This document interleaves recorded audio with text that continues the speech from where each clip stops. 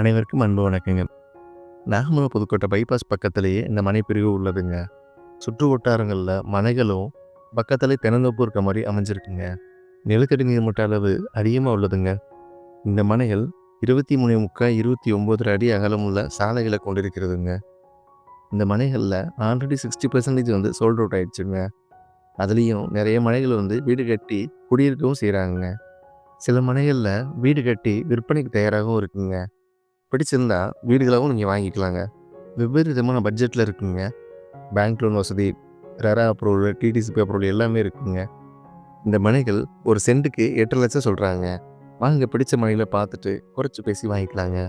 வீடுகளும் 55 லட்சத்துலேருந்து 1 கோடி வரையும் உங்கள் பட்ஜெட்டுக்கு தகுந்த மாதிரி ஒவ்வொரு விதமான ரேஞ்சில் இருக்குங்க.